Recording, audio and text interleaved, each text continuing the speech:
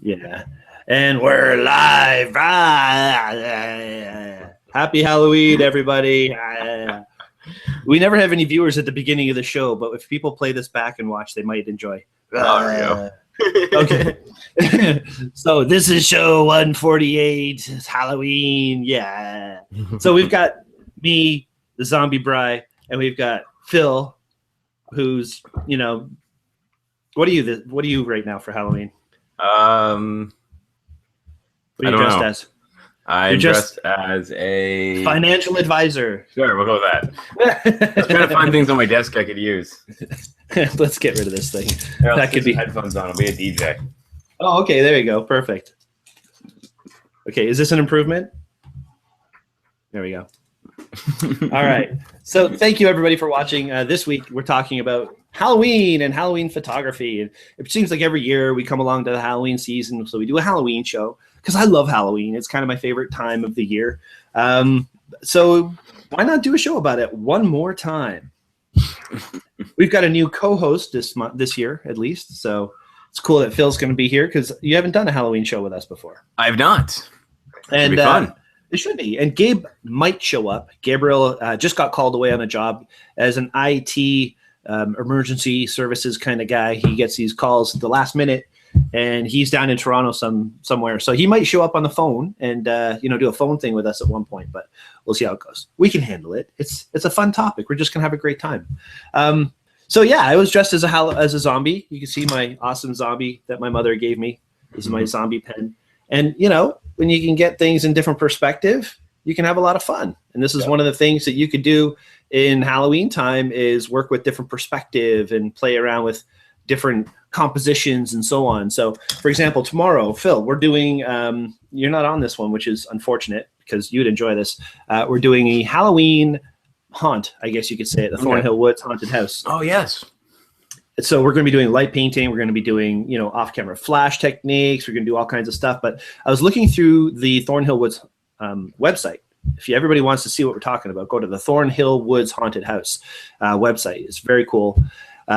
He has, in the front yard, it's all made up like a cemetery, which I hope didn't blow away today because that would really suck for him. It was quite windy. Oh, it's wicked. Windy and rainy. Must have been bad out at Oshawa way too. It was bad everywhere. It was. I got in my car this morning, which takes all of like 10 seconds, and I was like soaking wet. And by the time I got to my office, I was still wet. It was gross. Thick, heavy, windy, blow it up your butt kind of rain. So this is, hopefully it's all good. But tomorrow when we go there, we're going to be getting these gravestones where they have the gravestone behind and the person who's dead kind of poking up out of the ground. And with working with composition and perspective, you're able to, work with depth of field. You're able to work with all kinds of really cool angles and make it look like they're popping right out of the grave or farther away. So we're going to be practicing all those things. And this is something that we're going to talk about tonight. How do we do something different with our Halloween photography? Everybody sees Halloween pictures, scary stuff, pumpkins and stuff like that. But there's a lot more you could do if you understand how to use your gear. So we're going to get into some of that tonight, Phil. What do you think? Yeah, we got some great ideas. And if you guys come up with anything, throw it in the Q&A, and we can address it kind of as we go. Nice. Perfect. Actually, that's exactly what I was going to mention to everybody. The Q&A is such a cool part. Bonnie's already said hello. Anybody dressing up for Saturday? I am absolutely dressing up for Saturday. I'm off this week from work, my daytime job, Henry's. So I have this week to do my stuff. Now, there's a lot of Daytripper stuff I've been doing. Yesterday, I had some stuff. Day before, I had some stuff. Today, I've got the show. Tomorrow, I've got my thing, my night photography session. But Friday and Saturday, all Halloween. I'm doing it up. It's the first time I've been able to do it in a really long time, so I'm super stoked. So Mark Flinders, don't complain much about the rain. He drove through snow for 4 hours today up in Dryden. Holy moly, Mark, dude, you gotta get some sort of special vehicle that you don't have to worry about anything. You just drive through it. If there's too much rain, you can just plane over top of it, or if there's snow, you can, what do they call those kind of cars? Flying cars? Sure. Flying car. That's what you need, Mark, a flying car. Or a Tesla with the auto drive that no one uses correctly and makes great videos of them using it incorrectly on YouTube. I'm going to have to say, okay, I don't know what you're talking about. Oh, so the car manufacturer Tesla make awesome electric cars. They released an auto drive feature, which basically means that if you're on like the freeway or a highway, because we're in Canada, what it will do is it'll follow the car behind you and look at the lanes, and it'll keep you driving. Except people are using it on, unmarked streets and having it not know what it's doing. And it's not a replacement to you driving. It's just an assist. So if you're in, like bumper and bumper traffic, you can turn it on and it'll just slowly, creep you forward on the 401. So you don't have to keep on off the gas and the brake. Exactly. And you got to touch the wheel every 2 minutes so it knows that you're still there, that kind of stuff. But it's meant to assist you and not drive for you. Gotta love Tesla. Oh, yeah. They're doing some great stuff. And you got to hate humans. Well, the reason traffic happens, but that's a different podcast. Yeah, no doubt. Good. Well done. Andrew, good evening. Blah, blah. All right. So don't forget, like Phil says, guys, use the Q&A app. Tell us what you're thinking. If you have any great Halloween stories or tips that you'd like to share with the community, go ahead, post them in the Q&A. We'll roll them right into the show. That's the great part about this whole platform, is that it's very live and community. Love it. So cool. All right. So anything new you've been up to, Phil? Anything you want to quickly mention before we dive deep into the conversation? Actually, I have a couple things going on. However, I cannot mention them this week. I need to get a few things finalized first, and then I'll be happy to announce some interesting stuff next week. Sweet. All right, cool. So I guess we'll talk to you again next week. See ya. However, I have come up with an idea. I think I'm going to take a picture for the Halloween challenge. Thank you. I have no idea what's wrong with me and words today. I'm there for you, buddy. Halloween challenge. And it's not going to be, anything super artistic. It's just going to be clever. So okay. I'm replacing my artistic creativity with clever. We'll see how it goes. Oh, clever and artistic works well together too. So we'll see. That'll be interesting. Now I'm anxious. I want to see what you're talking about. I guess I'll have to wait like the rest of the world. All right. And Joe, boo, back to you. That's cool. I love our people that watch our show. Everybody's got such great attitude. So cool.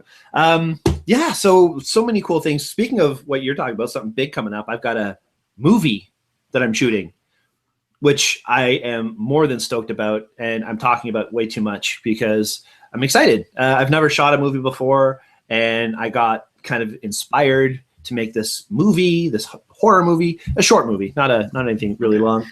And I sat down and literally wrote until about 4 a.m. the entire screenplay and script, and I blocked it all out and where the camera angles are and what lenses are going to use and the whole thing. So November 22nd. Awesome. And so where are you planning on shooting this? Because I honestly, I don't know that much about it. I'm excited. Well, I think it's interesting. Yeah, it's going to be shot at a place that we've been to before. Okay. I think you posted on Facebook earlier. Yes, and I'm going to have to ask you to scout it out and make sure it's all copacetic. You know what? I actually have a couple friends of mine that want to go, and Sweet. So I wouldn't mind going to check it out, see what it's like with some, fall colors, do some creepy long exposures, that kind of stuff. Yeah. Make sure that, you tell me if police kick you out. That'd be great to know. Well, I think I actually learned that a private guy owned it. I think a developer has purchased it, but has agreed not to do anything with it. Well, it's a historical landmark now, but we can't talk about it too much. No, which is okay. We'll get into that another one of these. Sure. Yeah. On my movie launch, we'll do a whole show on the movie launch. There we go. See, I'm talking like it's actually going to get done. So, well, you know what? You've mentioned it. You've said it on the internet, so it's going to happen. Oh, okay. That's the way it works. Cool. All right. So, yeah, it's actually cool. We'll talk about that down the road. But just to remind everybody, if you like our show, if you have a good time watching what we talk about, because we always have a good time chatting, click like on our YouTube channel. Subscribe to our channel. Maybe that'd be cool. You can get all the updates every time we do a new show. I was asked by Bonnie Penny, who is watching tonight, what happened to some of our shows. She was watching all of our back history of shows, and she says there was a few that she couldn't see. So here's the story. There was a few of them that got eaten by the interwebs. We did the whole show, like the one with Claude Lecour, the first one, and as soon as we were finished the show, it never uploaded, which kind of sucked. So it disappeared. We had him back on. We did a remake of that show. And we did another show at another time where the internet was just up and down, and it split our show into two. And there's a couple weird shenanigans, but that's mostly just because of, internet technologies as they are. So everything else is up there, though. go to my YouTube channel, Bryan Weiss, Mr. Snaps, and you will find all of our back history of shows, all 147 of them now. It's pretty cool. The power of positive thinking, Andrew. Yes, I know. If I keep thinking it, it will happen. We'll see how it goes.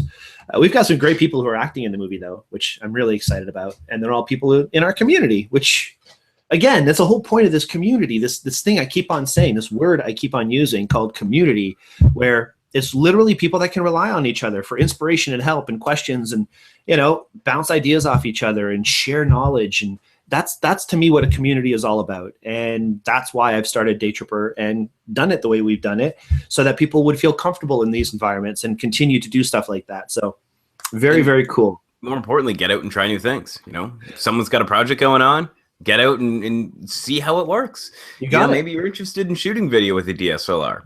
It's something that most of the cameras out there are capable of doing, but how does it work? Why am I going to manual focus instead of autofocus? Why am I going to use this lens instead of this lens? Why am I not going to zoom during my movie? All that kind of stuff. And it could be a great experience. Mm-hmm. Yeah, and there's been a lot of other things that we've done, like the Vaughn Film Festival, where I ask people in the community to come and help out and shoot with us, and it's a big experience, and you get to party with the uppers of the movie world in Toronto, or the GTA, I guess, in the world. Michael Madsen was there last year. That was pretty cool.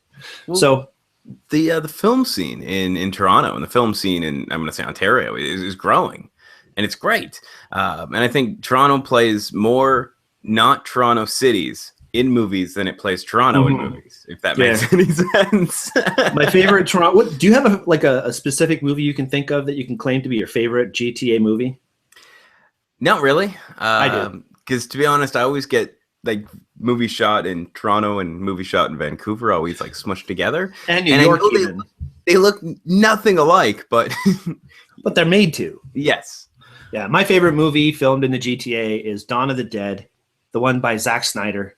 Okay, I didn't know that was a Toronto movie. Yes, it was filmed in Richmond Hill, and the mall that they used was old. They've since torn it down. But it was just, I mean, you could see the scenes at the beginning when the cars are driving and it's panning back, and you see the town. It's like Pickering. I mean, it looks like a classic subdivision. That was the first zombie movie I ever watched. Really? And have you watched any since, or did that just kill it for all of them? Okay, I sadly watched that I Am Legend movie, but well, won't get into that. I guess you loved that one, didn't you? That's the Will Smith movie. Yeah. Yes, it had so much promise and just didn't make it. It's kind of like a Stephen King movie. Yeah. Yeah, you get into it, you get attached to the characters, and then all of a sudden it turns into a Stephen King movie, and you're like, yeah. Well, The Fog, was it The Fog or The Mist? The one where they were in a small town and the mist came in, and then all of a sudden it was, oh no, there's monsters out there. But are they monsters, or are we just on like some massive like drug trip or something? It was really probably weird. Both. Yeah, it was a really weird movie. I can't remember what it's called, but it was another Stephen King movie. Is that the one with Goldie Hawn's husband? What's his name? I don't know. Yeah, we're getting all over the place now. Mr. Hahn, The Mist, Mark says. The Mist. Yes, The Mist. That is what it is. Okay. There you go. See, community, you can fall back on these guys. It's awesome. There we go. And Bonnie says, my first compositing scene was in Zach's Dawn of the Dead. It's my fave, too. See, Bonnie, you got great taste. I've always known. Weekend. Yeah, you should, man. That's an awesome movie. So many good people in that. Ving Rhames is in it. Just awesome stuff. Mm-hmm. Oh, but Mark says the book was way better for The Mist. I can imagine so, because that's how it goes for most of these book to movie things, is you can get way more in depth in a movie, and we can have way more suspense in a book. Sorry, way more in depth in a book, and you can get way more suspense in a book than you can ever get out of a movie, because a book can be 400 pages. But a movie is going to be an hour and a half to 2 hours. It's just a book is very much like photography in a way. I mean, you're open much more for interpretation when you're watching a movie, or at least most movies. It's laid out for you right there. You're basically spoon-fed the story. Where in a book, you're piecing it together and you're imagining what people look like, and you're just. That's the thing. You have that imagination, and you know what that character looks like. And the problem is when they make a movie, your idea of that character might not be the person they picked. Yeah, like Interview with the Vampire. That pissed me right off. I have not seen that. Oh my Lord. Well, I mean, Tom Cruise, so his tooth is in the middle of his face. Well, aside from that, I've been a huge Anne Rice fan since high school. I've read all the books back in the day. I even bought the Belinda's things, which are all sex books. I never read them. It was very awkward. Yeah. Anne Rice went weird there for a while. I didn't realize it until after I had the books in my hand. I'm like, this is not Anne Rice stuff. It was like 50 Shades of Grey mixed with Twilight. Pretty much, yeah, kind of. Anyway, so I watched all these books, and I read The Vampire Lestat, and I imagined the character to be, well, it's laid out right there, 6 foot blonde from France. Yep. Right. So my first thought is Sting. Not that he's from France, but he's tall and he's blonde hair. Exactly, and he has the accent, and he could play a Frenchman, and he'd be pretty cool. And then they cast the 5'1" brunette dude. Hip, I don't know. Anyway, it doesn't matter. Okay. That's always weird. Back to the show. Yes. So just remind everybody, subscribe, like, share our YouTube stuff, and join the Daytripper photo community. I've noticed a lot of people have been joining the community. I had a meetups community done. Meetups? I know you're chewing your crackers right now. So meetups is this online meetups kind of thing where for cheap prices, apparently, people can get together and go out on photo shoots and so on and so forth. And, I created a Daytripper photo group on meetups a year ago. Okay. And I've been feeling it out, and I've been trying to see if it's worth doing, to getting the word out there to more people and see what happens. And, I think there was one person who registered through meetups, and it turned out that he couldn't make it. So I had to refund the money back to him, and for a whole year, and it cost like $90 every 6 months. I was like, you know what? We could just announce like a meetup on the show and be like, hey, everyone, we're going to go and we're going to shoot blank in blank area. And then afterwards, we're going to go to like a coffee shop or go to like a small place to sit down and have a chat. Maybe review pictures on the camera. Taking the pictures is on us. Everything else is on you guys. Well, we've done stuff like that. We've had impromptu sessions that we announce on the community only, and all that kind of stuff goes on. But the problem is, it just costs so much money just to sit there and do nothing. So anyway, as of December 1st, the meetups community thing is closing. Okay. And I posted that, and there was something like 100 people who had already joined that community, and all of a sudden they're starting to migrate over to Google Plus, which I think is awesome. So absolutely. If you are watching our show tonight, folks, thank you so much for being a part of the meetups community. Thank you for migrating over to the Daytripper community. And if you're not in any of this stuff, then join the Daytripper community and start taking advantage of these really cool things that we're up to. All right, so the discussion for today, though, is on Halloween and what we can do. One problem with fall and winter, though, is like the days are so friggin' short. We don't have daylight. So by the time you get home from work, it's dark. You don't feel like doing anything. And especially like grabbing your camera and going out to take pictures of animals, that's not going to happen like we can in the summertime, right? Mm-hmm. So what do you do? Well, one thing you can do is winter is actually a great time for astrophotography. Humidity's really low. Skies are usually really clear. You got to bundle up a little bit, but since you can get out at like 7, 8 o'clock at night and get, stars, it's awesome. Yeah. So it actually can be a great time to experiment with, longer exposures, maybe some star trails, light painting at night. Because instead of having to go out at, 10:30, 11 o'clock, you can go out really early and still have a lot of time to experiment as long as you don't freeze. Well, that's the nice thing about having that time right now. I mean, usually this time of year, we're seeing snow, we're getting cold winds and rain and all that kind of mucky muckra. This year, it's not that bad. I mean, we got a little bit of rain. It's getting a little cool, but it's not that bad. I could go outside right now and do some light painting or something and be fine. So yeah, and you dress for it. You're not in a situation where your fingers are going to fall off because it's that cold. So you're good. You're good. We're Canadian. We're hardy folk. Here we go. Hardy folk. That's what I'm going to stick with. So anyway, there's lots of cool things we can do. So we're going to talk about some of that. Now, the fact is, tomorrow is a huge day for Daytripper. Tomorrow we are doing our haunted light painting session, as I've mentioned already, at the Thornhill Woods Haunted House. And that is going to be something so cool. And I think it's going to open a lot of people's eyes to some of the really cool things you could do, not just for Halloween, but just in general. Remember, the topics we teach on any day trip apply to photography. They don't apply to this day trip alone. Once you understand the concepts of what we're doing on these sessions, you can use those things for anything you want to do on your own. Absolutely. So, and that's what I love about photography. I mean, once you have a greater view of what can be done. You can do whatever you want. In fact, it's funny. Earlier today, I was chatting on my cohort with Don Komarechka and the Arcanum, and I made the comment that like I leveled up today, which is pretty cool. Nice. Level 12, Sphere 1. Look at me. Anyway, I'm so weird. So anyway, I was saying that it's really cool that I'm in this community of people who are all very good photographers, very educated. They understand what they're talking about. They make great art.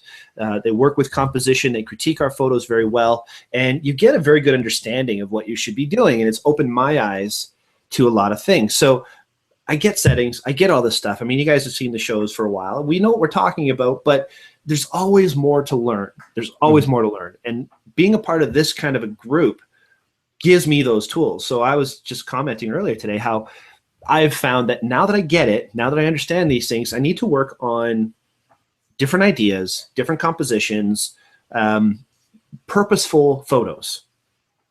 You know what I mean? Purposeful photos. Absolutely. Photos that I think of before I shoot, and then I decide what I need to do to make that, and then I make it happen. Mm-hmm. That is something that a lot of people don't do. I mean, a lot of us will just do, what would I call it? Photo of opportunity moments. You know, when there's something around you that catches your eye and you catch that photo because you had the right gear on you at the time. But if you're preparing yourself and you're planning something out, like I'm doing this movie or whatever, you can really do anything you want to do. And if you understand the core functionality or the core things of photography, the essentials, you can do anything. You just have to think it and prepare for it. So we're going to give you guys some ideas of things that you could do tonight. Well, not just tonight, but anytime. Mm-hmm. We're going to give them to you tonight.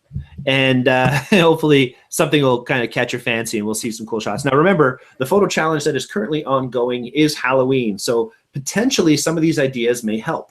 And if you have any questions, once again, like Phil said, please use the Q&A in the Hangout. If you don't know where that is, hover your mouse over the window that we're in right now. You'll see along the left side, maybe the third or fourth option down, it'll say Q&A. Click on that. Along the right side, a window will open up. You can type in your questions, and we'll see them and answer them, and we'll chat. We'll talk. All right. So I do want to thank our sponsor, LensPen, before we go any further. LensPen's been great for Daytripper Photo. They've given us lots of product that we can give away on day trips. They've given us all kinds of lens pens. They've given us the Peeps, which are so cool. Yeah, these are awesome. Love these things. It's eyeglass cleaners. You tried this, didn't you? Yep. Very neat stuff. They work super well. I actually wish I had a pair today because I got all the rain on my glasses and then I smeared it around with my shirt because, of course, your shirt is the best thing to clean your glasses. Oh, yeah, yeah. Instant absorption of water. Oh, yeah. It was a mess. Anyway, guys, check out LensPen products. There's so many to choose from. And if you need to clean anything photographic, they've got the right tool for you. Or even your tablet. They got that big square thing you can clean your tablet with. They have the big one. They have the little ones like this one here. Super handy. Yeah. We can go all day. We'll do a whole show on LensPen one day. There we go. All the different things that they do. Anyway, we'll see. Okay, so here's some things you can talk about. First of all, it's Halloween. So it's about spooky photography, right? Yes. And what is spookier than the nighttime or dark? Whoa. I don't know. What is? Answer my question. Jeez, come on. I don't know. The unknown, maybe. The unknown, yes. Yes, it's exactly. Well done. You're on the ball tonight, dude. That's awesome. I am. I don't know why. Really, you're having trouble with words. Now you're like genius. All right. So how do we make things creepy?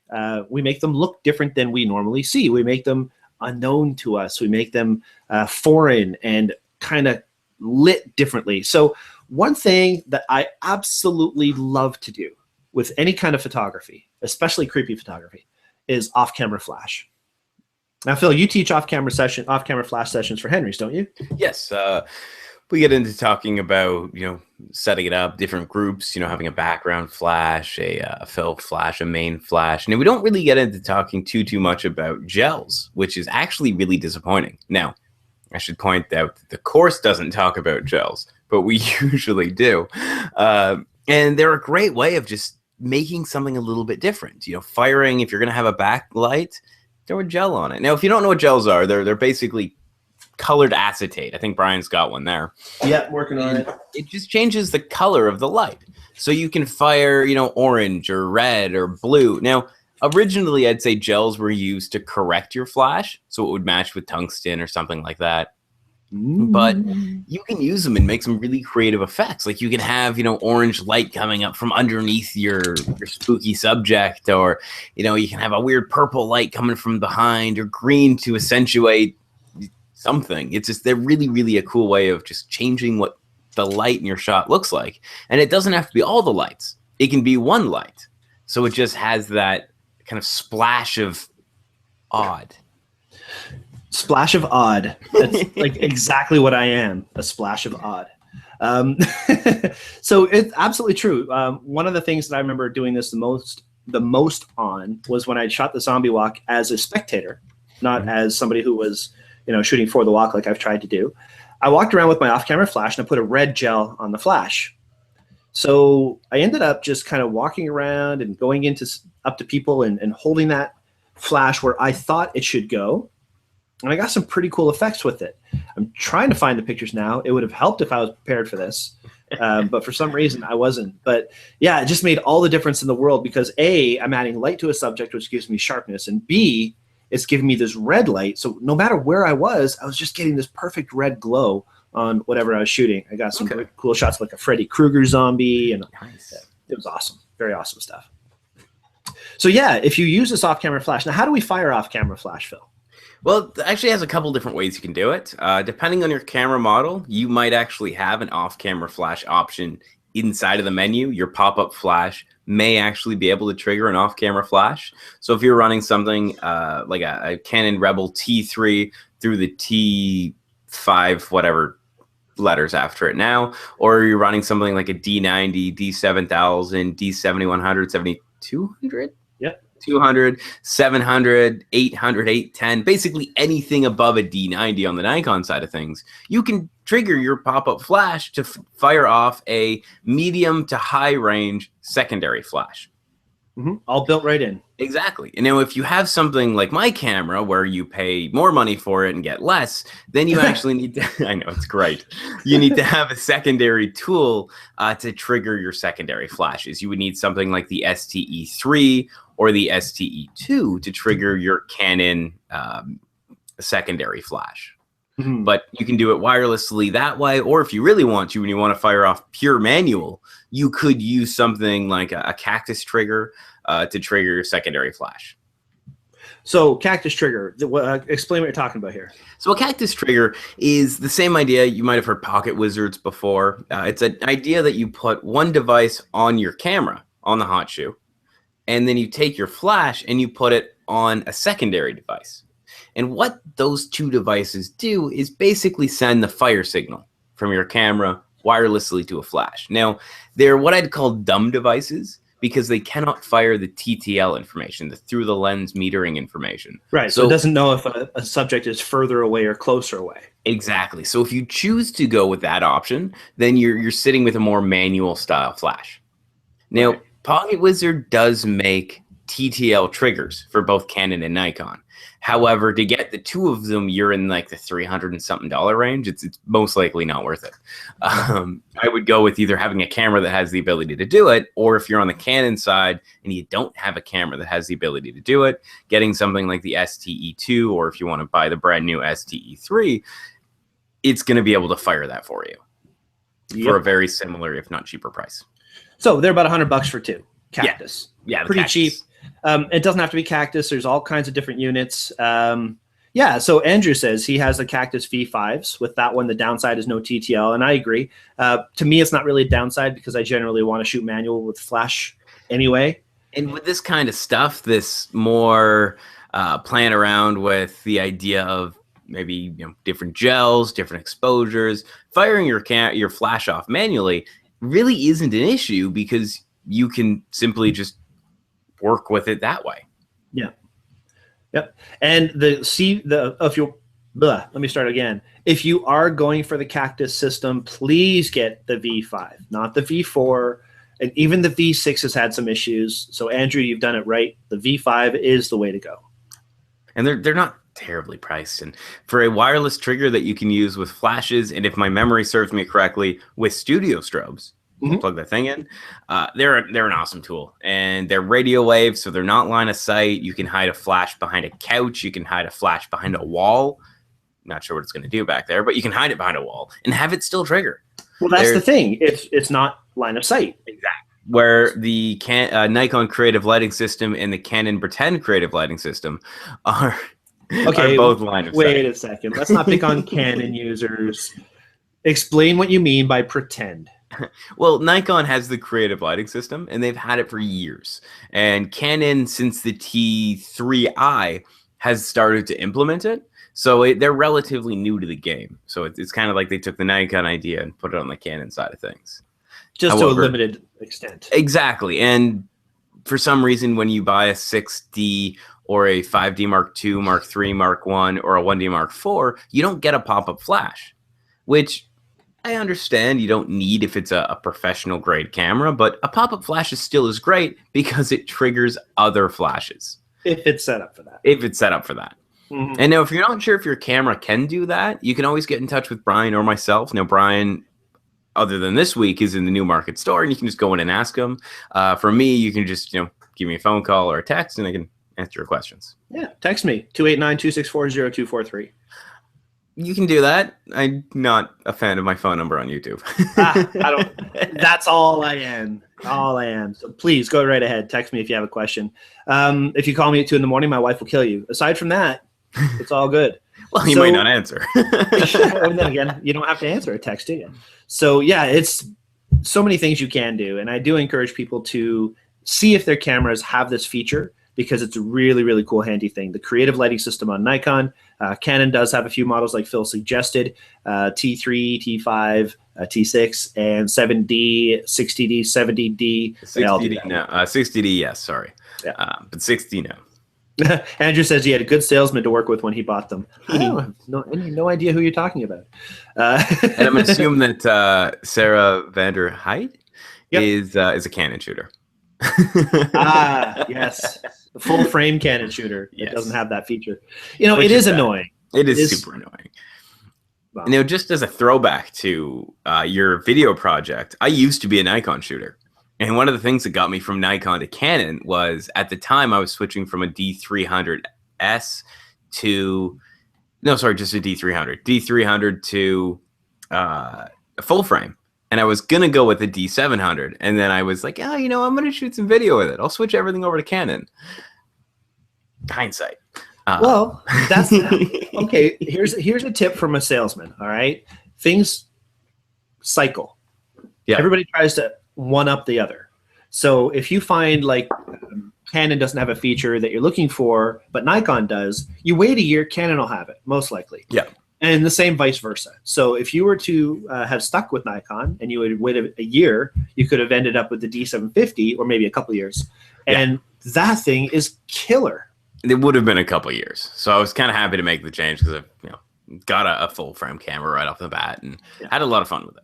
And that's all that matters. You got to get your photos. Yeah. So off-camera flash, super cool. And Phil mentioned the gels. Please, guys, gels are awesome. You can go into Henry's stores and buy the Honnold gel kit for like, I don't know, $20 or less. This is a thing I got from, I don't even remember. Somebody dropped these off to me, a whole bunch of gels. I think you can get them at like paint stores or something like that. But I got a bunch of these little packages, and it's all the different colors. And you can just pull these off and stick them on a flashlight. I just happen to have 300 flashlights right beside me. Mm-hmm. And, when you do that, you're creating your own color just by shining it through. So this is one of the things that we're going to talk about at the session tomorrow, being able to use light, put it where you want it, put the color you want to use in front of it, and really get creative. Now, we've got a few other things here I'm going to show you in just a second, but another thing we can do is slow shutter speeds. Absolutely. And slow shutter speeds can be by themselves, or as we were kind of chatting about earlier, sort of before this started, was slow shutter speeds in Flash. Because what is the advantage to using a slower shutter speed with your Flash? Oh, where does it end? You can do all kinds of things.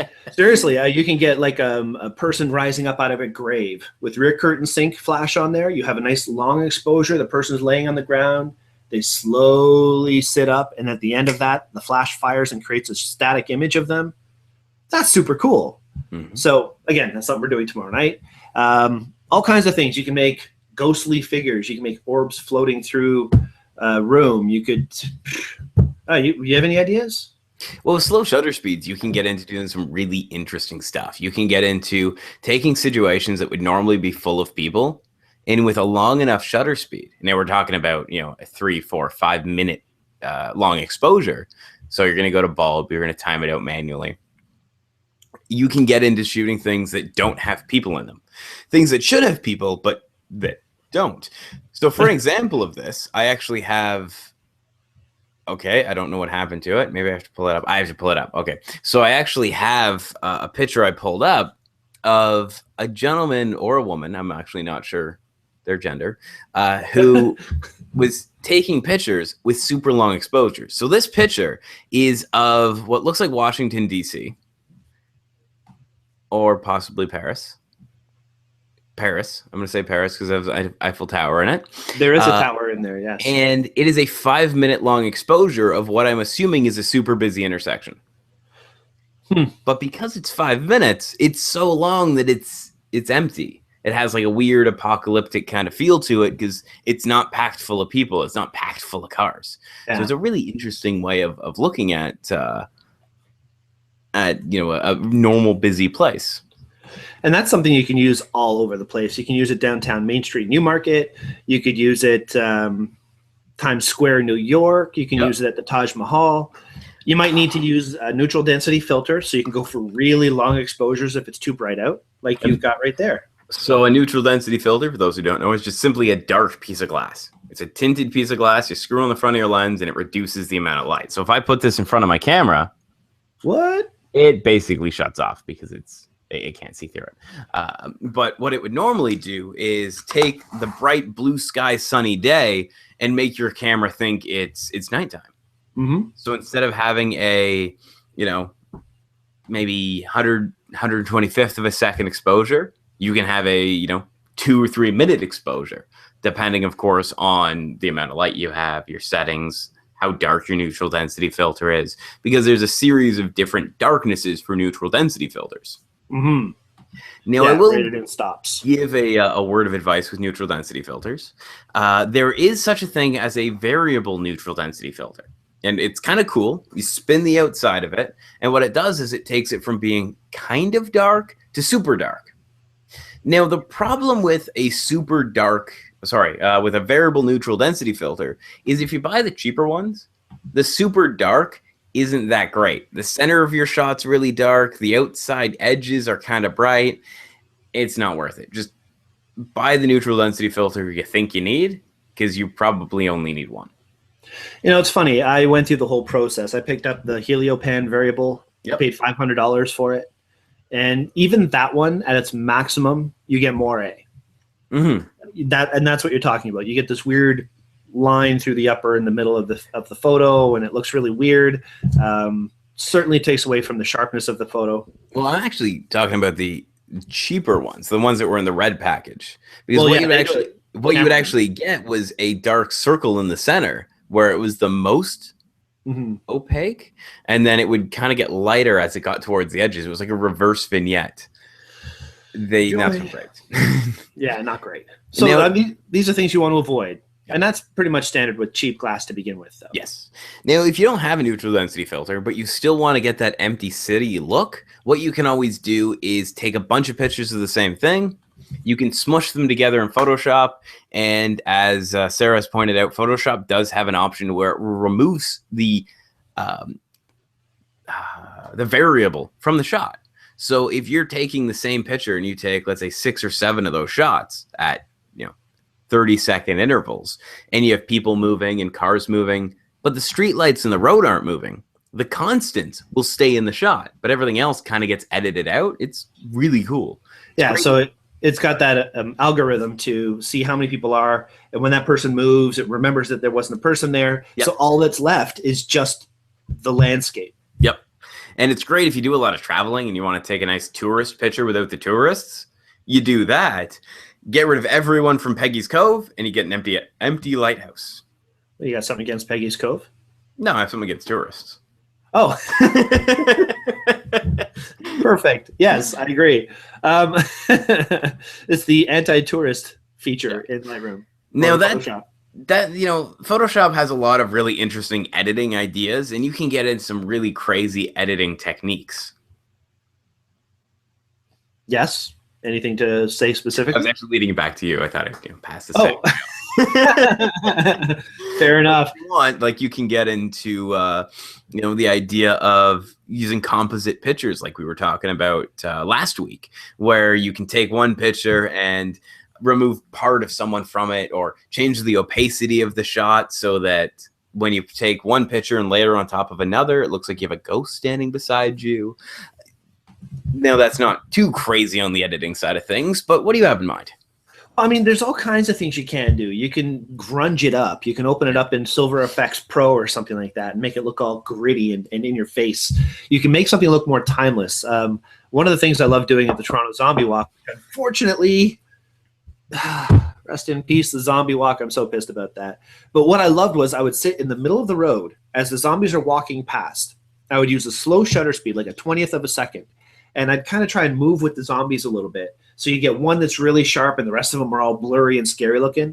Then I'd throw that into Silver Effects. I'd grunge it up. I'd make it look very timeless. And it's like something you'd see in the movies, in a trailer for a zombie movie, where it's all dark and gritty and really impactful. So, and that's all the processing, aside from the fact that I shot with a slow shutter speed and I visualized that I'm looking for that sharpness and blur. And, I take 300 of them and 2 work out the way I expected. But you've got to try. You've got to play around with stuff. So that's one of the things, opening it up and making it look black and white or gritty or punchy or something like that. There's also a lot of cool radial blur features that you can use. Yes. So I took a picture of one of the wrestler guys recently, and I put on the radial or the special filter tool, and it just turned, of course, with my amazing culling and being able to find photos thing, this whole time while you've been talking, I've been trying to find photos I can share. I can't find anything. This is killing me.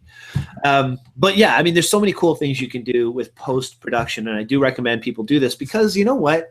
This is Halloween. There are no rules, and that's what I love about it. To me, Halloween is the best holiday for photography. Christmas time, Thanksgiving, yes, it's all family pictures. It's pretty happy. Look at us. We're so happy pictures. This is just like punch you in the face, laugh at you, pee on you, and then walk away and light you on fire as you're walking away kind of photos. I mean, well, it might be a little extreme, but well, you don't have to pee on them, I guess. That's weird. But anyway, yeah, I mean, these are photos. There are no rules. You have freedom of content. You can make it look as creepy as you want. You can have a lot of fun doing these things. And it's all part of the processing that you can add. Layer your personality into it. Oh, yeah. And, if you're not that comfortable with editing, there's software out there that'll let you do a lot of really cool edits without actually having to have the massive Photoshop know-how of how to get it done. And you mentioned one before, the Silver Effects is a great way of doing it. Well, all the Nik software. Yeah. Silver Effects is one of them, yeah. I think Nik is available as a Photoshop plugin. Yep. And I think as a Lightroom plugin as well. It is. It's now owned by Google. I was going to say, I thought it was bought by Google. Yes, sir. And but what isn't owned by Google at this point? That's a very good point. As we're on a Google Hangout on Google Plus. I'm very happy about that. On Google Chrome. This week, brought to you by Google. Our new Gabriel was here. He is a Google. Yeah. But just as some really cool editing ideas. But you can take some of the things we've been talking about. I don't know if this is showing up.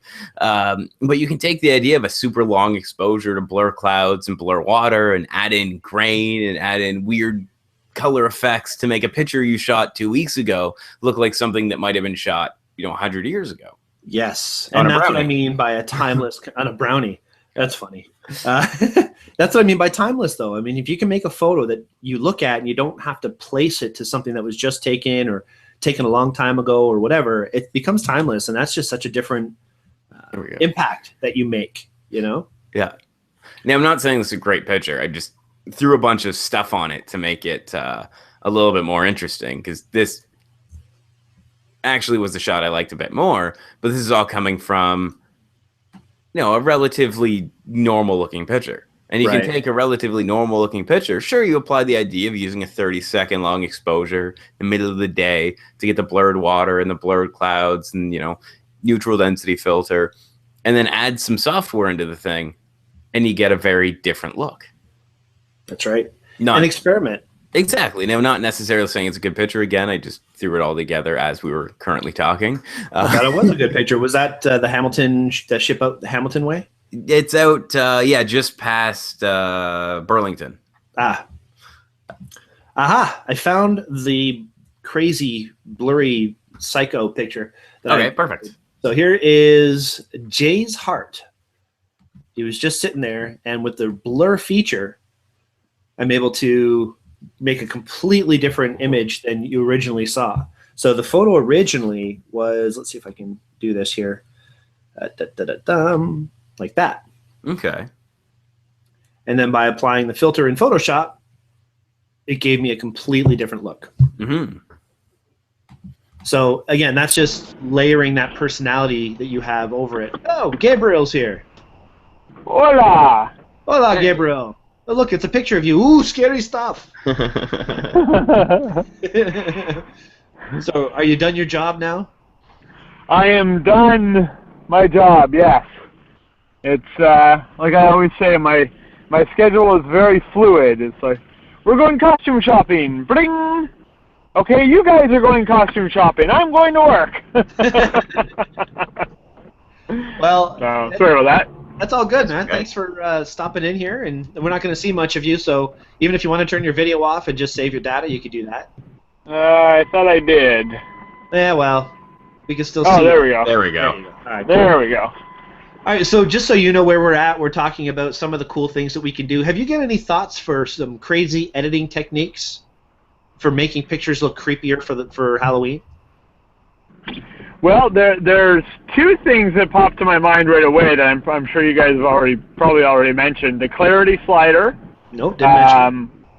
Well, in Lightroom, and if you are a Lightroom CC member, there's a new slider called Dehaze. And basically what it's for is if you take a picture of a misty field or something like that, and you want to get a few more of the trees to show up, you can add this dehaze slider, and it kind of clears things up. But it's also, I found it's really good for adding haze, because you can slide it the other way, so you can make things look a little bit more spooky.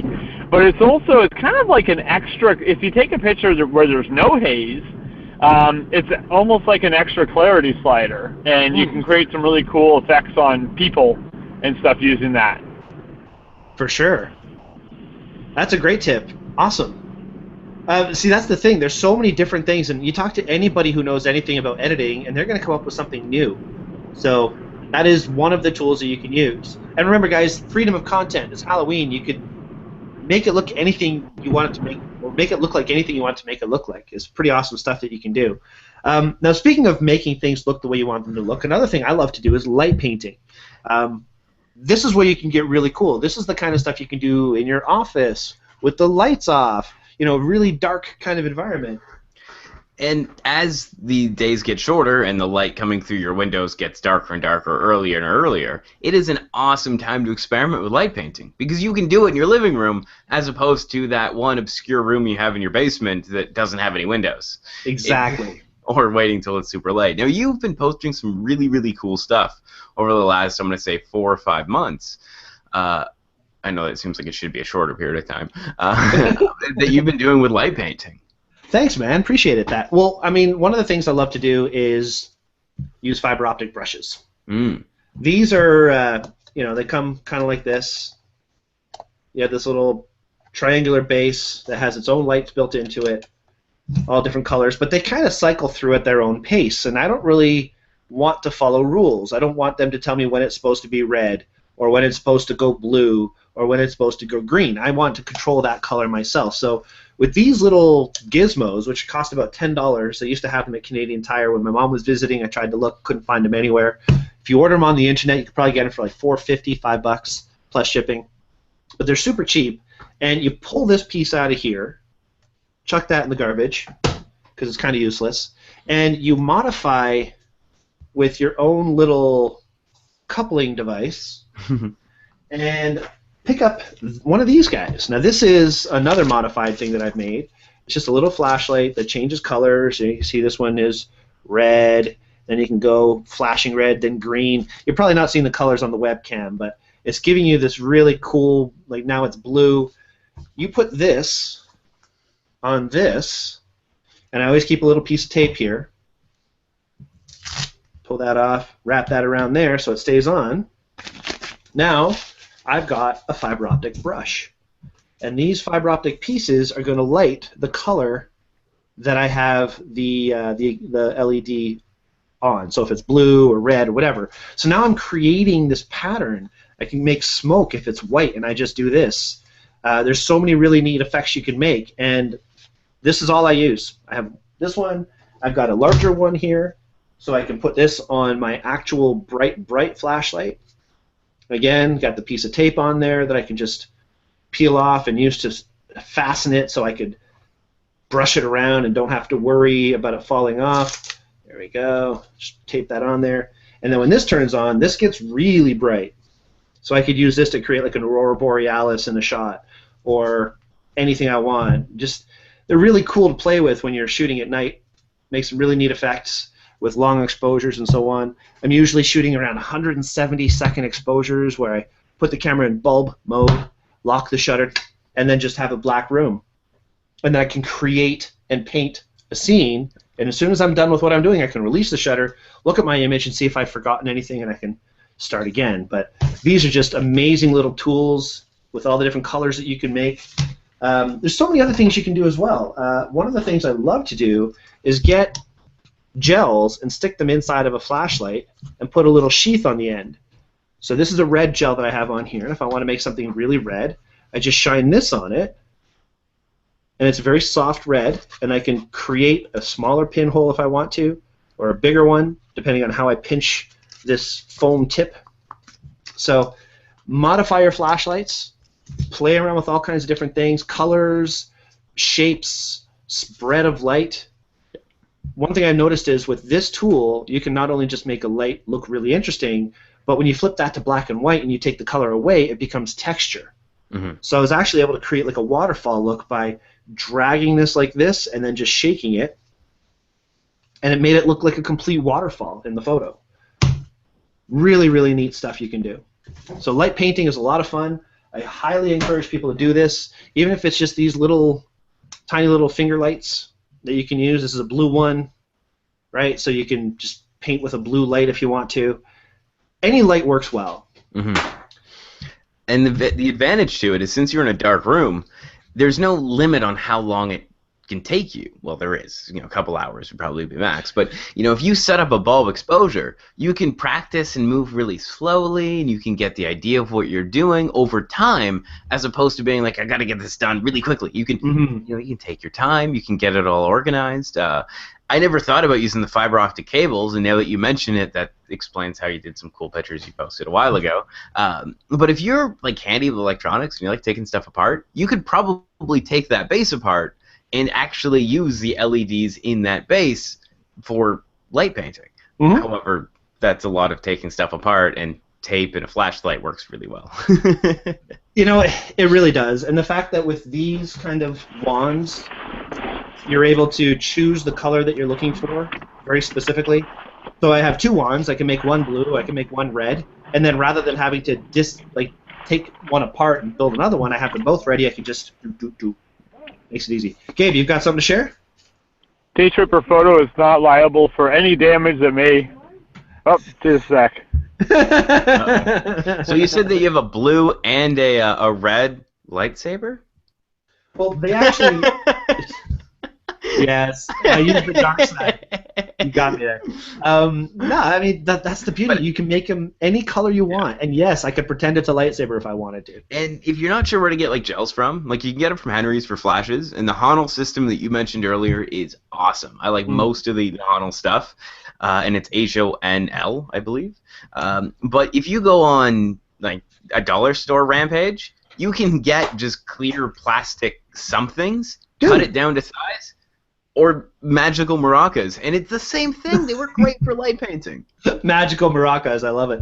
So these are little dollar store light gizmos I got, and when you hold the button down, they spin, and they make a cool sound that freaks your cat out, and get them in different colors.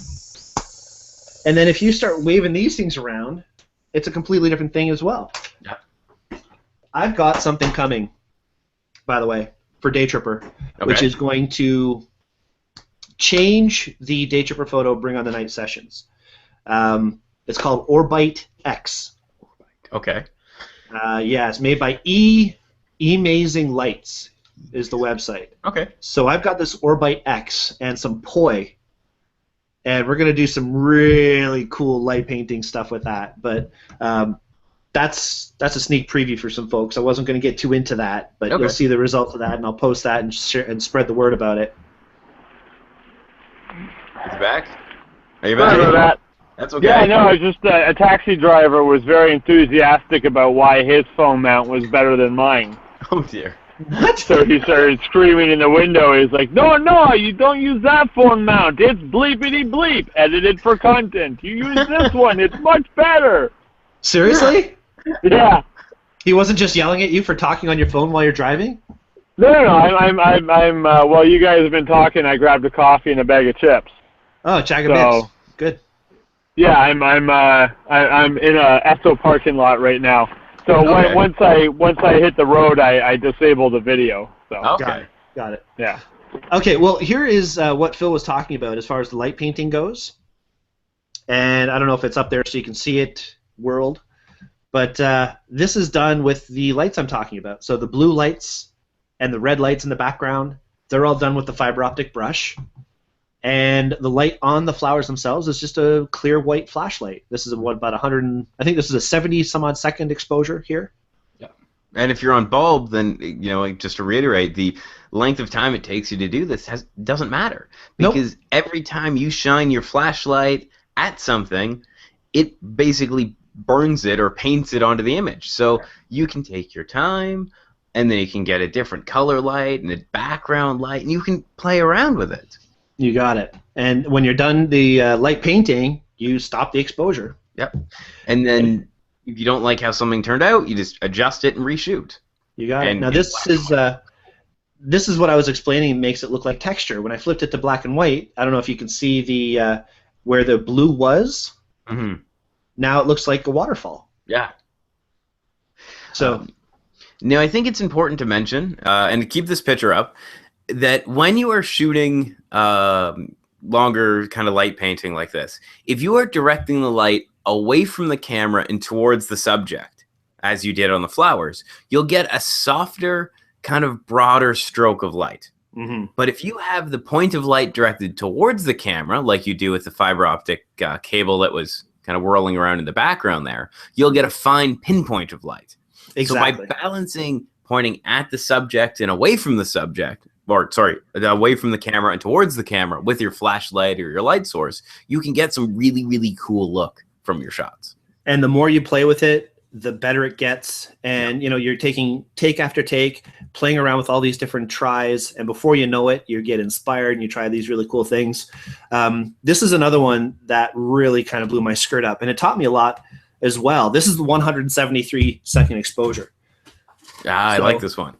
The wolf on those rocks, the blue water behind, and the aurora borealis above. This is what I mentioned. I used the white flashlight for the aurora above, and I used the wands for the blue.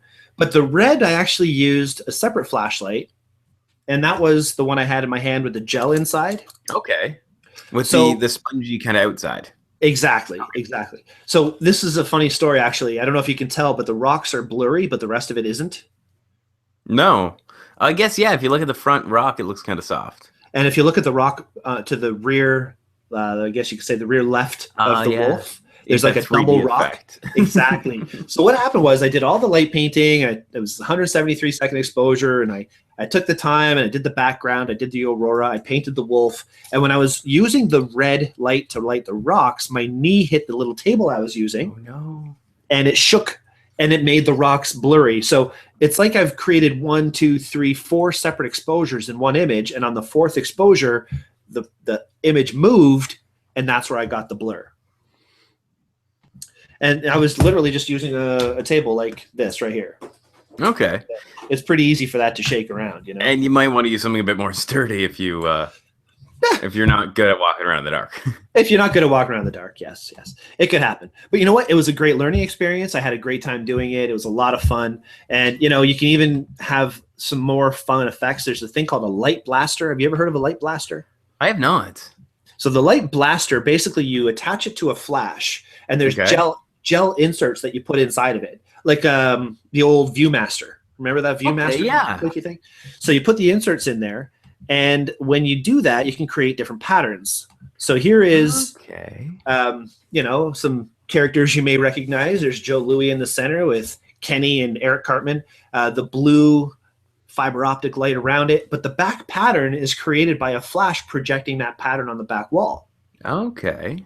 So now, again, it's a long exposure. I'm taking my time. I'm putting the light where I want it to go, but I could also add patterns with this light blaster tool. Really cool. And you put a lens on the end of the light blaster? Yes, you like an 18 to 55 or something like that. Okay. So here's another example of a different, super cool, different insert that I was playing with. So you get that kind of Tron grid in the background. And you can put your own photos through it if you want to. You can create your own slides and gels and so on. So Light Blaster is a super cool product if you want to get into light painting. Some really fun stuff you can do. All right, so that is light painting. Now, what if we talked about this briefly, combining flash and long exposure? Yep. I still can't find my examples, of course. But there's some fun stuff you can do with it. And I'm going to keep on looking for those examples while we're talking. And, you know, we were talking about it a little bit before we started, and I completely forgot to mention it when we were talking about slower shutter speeds. But, you know, a lot of the people, I think, that are part of the Daytripper community have kids that get dressed up for Halloween. Maybe they carve some pumpkins.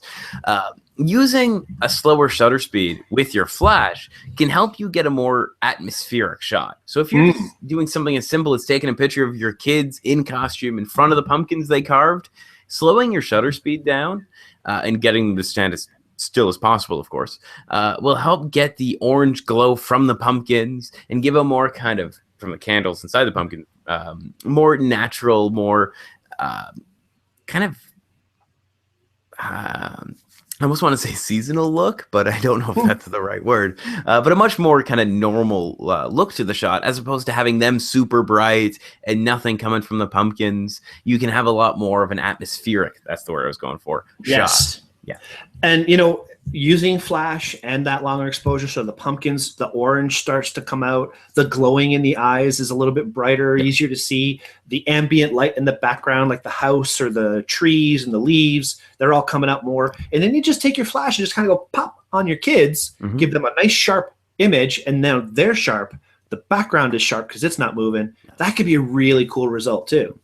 And of course, you can always get into using gels in a situation like that. So if you had, let's say, orange lights from the pumpkins and orange lights from your house, well, the problem you're going to run into is your flash is blue. So you're going to get white, you know, light on the kids and then super orange everywhere else. That might not look right. So if you put like an orange gel on your flash, you have orange and orange, you can keep everything looking the same color tone. And then you can fix that in post. If you're shooting raw, you can make it bluish again. Absolutely. More flesh tony rather than orangey. Yeah, if the front and the back is both the same color, makes it a whole lot easier. I have this problem when I shoot wrestling all the time. I'm in a gymnasium at a church. The gym lights are all yellow. My flash is very blue. And you can't color balance properly unless you put a CTO gel on the flash. Now the front and the back are the same color, and it just works out so much better. And of course, if you're going to get in with flash and longer exposures, you can get into some really cool, as you were saying before, you know, you have someone sit down and then sit up when the flash actually fires. But if you have motion in the shot, you can properly convey motion, or you can show motion easier with flash and longer exposures. You'll purposely blur people out, but they'll be sharp at the same time, and you get a really weird ghosting effect. It can be so many cool stuff, especially this time of year. I love photography. So many things to do. So many things. I was doing this shoot with Darren Gahan. Darren used to be on our show. Guy, I mean, we all know Darren knows so much stuff, but he has this really cool toy called the Pixel Stick. Okay. And this is another tool that we can use. This is a photo that I made at one of the sessions that Darren ran with a Pixel Stick and steel wool. So we have the pixel stick creating the fire. Okay. And it actually looks like it's moving, but the fire is just a static light that's walking around the steel wool, and the steel wool is obviously fire as well, and that's given a completely different look there. But it's a really cool shot.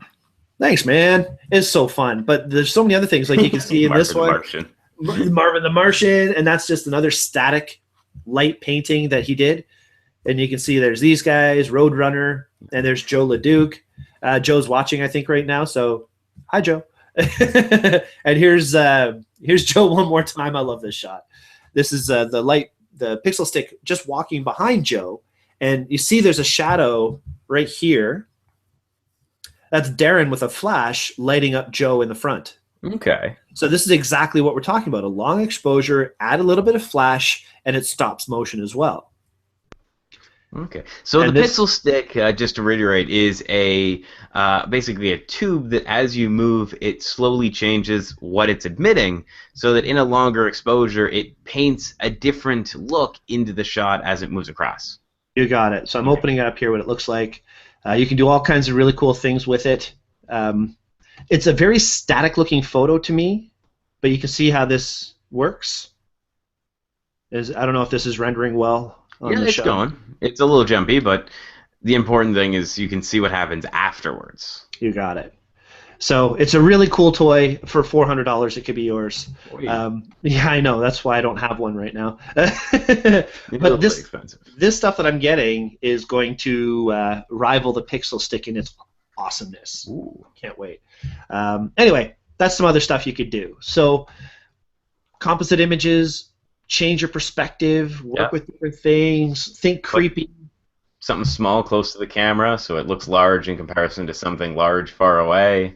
So if you put your dog in front of the camera, it would actually look large? Yeah, so if I had Winnie up here, look how big she is. She's like a monster. She's eating me. Oh no, help. It's Winnie. Oh, no. Poor dog. Well, no, you know what? Your point is valid. Just like I was using the zombie before. I mean, it's a tiny little thing, right? But when it's right there, all of a sudden, it takes up the entire frame, and when it's in focus, it could be better than my actual head. So yeah, play with perspective. You've all seen the photo of the giant fish that somebody caught, when really the fish is just closer to the camera than the person, and it's actually this big. So sounds like most of the fish I catch. Play around with the stuff, guys. A lot of fun. And, it's Halloween, so take lots of pictures, share them on the Daytripper community. Remember, the photo challenge that is on currently is Halloween, so if you make any photos with some ideas that we've given you tonight, then, share it with us. Use it for the challenge. We'll review it next week. Lots of cool stuff. Oh, I'd like to offer up another challenge to our community. Now, this isn't something you have to submit. This is just for you. This is just an idea to hopefully get some creative juices flowing. And this is what I did myself when I wrote my movie. I encourage everybody to sit down and just think of a movie that you think you'd like to write. Okay. It doesn't have to be a long one, just a concept, a premise. Jot it down, script it out, see if you get inspired by this idea, and who knows, something may come from that. I literally just had an idea. I made this. We were at this location that we're going to, and I shot this little trailer. I imported it into iMovie's auto trailer generator template, and it had the music, and it had the template, and all the different effects and the wipes, and it looked really cool. I just dropped in my video frames, and it turned into a really cool trailer. And it's the trailer that inspired me to write the movie. Okay. And now that I'm going to write the movie, it's the only horror movie that I know of that doesn't have any killing. Doesn't have any nudity, doesn't have any violence, no gore, no blood. It's just kind of suspense and thriller in a very creepy place. So think about it. Challenge yourself. Maybe you can write a little movie. Who knows what can come of it. And if it's a short and you want to do well with it, then submit it to the Vaughan Film Festival. That's what I'm going to try. Gabe, you got something you want to join in? Nope, just hit the button by accident. Okay. I just hit the mute button because I don't know if there's a lot of road noise behind me. Yeah, there's a bit. But it's okay. It's okay? Oh, okay. Yeah, just hang the phone out the window. Then I'll leave it. It's not that okay. I'll leave it unmuted. No, you can mute it. Oh, it's not that. That's being nice. Fine, then. So I also forgot to mention earlier when we were talking about flash and shooting, but we were talking about scaring kids as they come up to the house to get candy and that kind of stuff, and it reminded me of these pictures that you always see from these haunted houses, and so one of the things you can do with your flash is fire it off at the moment in which you scare people, and get some awesome results. Oh yes, so cool. So I don't know what the premise is. I don't know how these people are being scared, but the reaction is quite awesome. And so you can always use your flash to freeze that reaction and get some great-looking pictures. For sure. Oh my God, I've actually got some pictures I can share. And of course, now that I've gone to Facebook, I can find my pictures super easily. So I'm actually going to share what I was talking about before with adding red light into a photo. Okay. I'm just trying to find the Freddy Krueger. Here he is. All right, so. Nothing helps a relationship like having a picture of you using your wife or girlfriend as a shield. Well, it reminded me of, I mentioned this to Phil when he showed me that originally. It reminds me of the guy that I work with, Quinn. He went to Niagara Falls with Louise and some friends, and they've got one of those photos from the haunted house, and Quinn is like ducked behind the girls. He's like, yeah! Pretty funny. All right, so here is what I'm talking about. This is a photo I shot at the zombie walk. This is it was raining the day, so we all rushed inside of this room inside at Nathan Phillips Square, and there was this guy dressed like Freddy Krueger.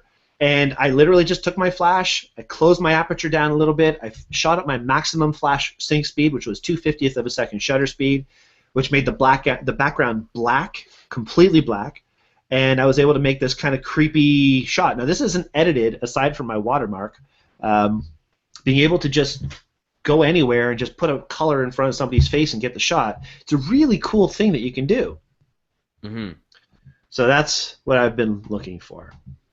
One of the things. Cool shot. And then, of course, there was this one, which I've made black and white, but without putting the flash where I did. Is that up there yet? Yep. So my flash is why his face is bright. Now, I was using the red gel for this, and the problem with the red in this photo is it oversaturated. Red can oversaturate very easily. So when I was trying to get that oversaturated look diminished, I ended up cranking the saturation down so far, it was black and white. And I thought, you know what? Black and white works. Because it doesn't look oversaturated. The detail comes back. When red goes oversaturated, you just get a blob of color. You don't really have a lot to work with. So I was able to flip it into silver effects, where I was able to get the drama in the sky. I was able to create the texture that I wanted and get the look, and I thought it turned out pretty cool. It did. And this is, again, off-camera flash. Just something that's so easy to set up, especially if you have a Nikon system with the creative lighting. It just made things so straightforward. And fun. Fun. And that's what, at the end of the day, it should be. Trying these things, experimenting, if you've never tried light painting, or if you've never tried any weird editing techniques, just try it. Like, take something that you would have maybe sitting around on your desk, maybe some, people you found in the south end of Oshawa there, and just experiment and see what you can actually create with everyday kind of items. Now, I'm trying to look around my desk for everyday items, and it's not working. So I'm going to go to your picture, because well, yeah, this was the other shot I was talking about, how I sat in the middle of the ground in Toronto as the zombies lumbered by, and I was able to get this one gentleman here on the left nice and sharp, but the other two are moving faster, so they gave me blur, and it's a different look. It's a completely different look than anybody else's zombie pictures that I saw from the walk. Well, yeah, it gives you that feeling of motion, but the feeling of actual still shot at the same time. It's a good way to get what's going on. It scared me. I was scared. That's all that matters. All right, Bill. Anything else to add? Not right now. We'll probably come up with something as soon as we close up, as we normally do. But I think people should just get out and try something. And if you're not sure, you don't really have an idea for Halloween, think of like a horror movie that you really like. Think of something that maybe scared you when you were younger. Maybe you watched the first Alien movie, and the suspense of not knowing what was happening was something you want to try and capture in a picture. if you're not sure what to do as far as maybe a scary picture, try and tell a Halloween story with a picture. But just try something. And if you really want to get scared and you want to, you know, creep out the kitties, then just send a friend of yours into a dark tunnel, and you know, that could be scary in itself. It's coming up from my house. This is actually the location that we're filming the movie, but Phil and I made a trip back there a while ago when this was still open for people to crawl down. It's probably safe that it's not open anymore. Yeah, well, they pretty much just put a big rock and a bunch of dirt in there. And anyway.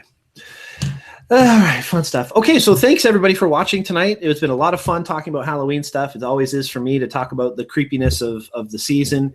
As we usually like to try and do, we're going to leave off tonight's show with a quote.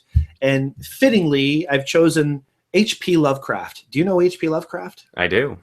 H.P. Lovecraft is probably the creepiest writer next to Edgar Allan Poe. It's awesome stuff. So his quote today is, "The oldest and strongest emotion of mankind is fear. And the oldest and strongest kind of fear is fear of the unknown." Very much like what you were just talking about before.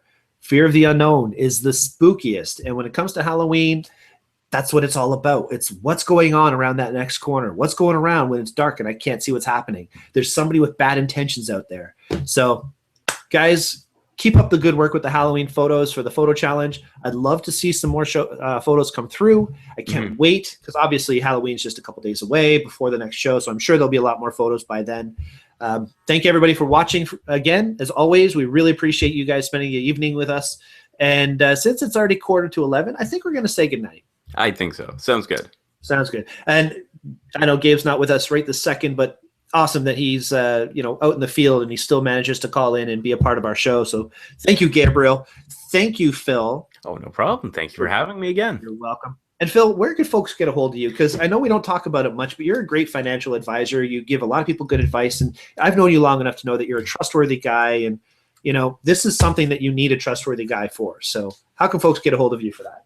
Well, I'm actually in the midst of some technical issues right now. So my email is actually completely not working. So the best way to get in touch with me would actually be to, give me a call or shoot me a text. Or since I'm on Google+, message me on Google+, and we can have a chat. I like the skeleton dog, as I was saying earlier. It did kind of look like my dog. Maybe friendlier than Winnie, I'm not sure. She can't do that, though. Which is probably for the same. This is my friend. This is not Dixie. Don't fear. I have not hurt Dixie. Okay, so that's great. Thank you, Phil. And everybody, I'm going to name this sucker soon. I have no clue. If anybody has any ideas what I should name my dog, please let me know. Comes up with great names. Actually, you picked the last name for my last camera. That was pretty sweet. Okay, that's it. We're out. Right. Thank you, everybody. See you all next week. Don't forget to subscribe to our YouTube channel and share this with your friends. And we'll see you. Happy Halloween! And post for Halloween. Yes, post for Halloween. Night, all. Bye-bye. Good night.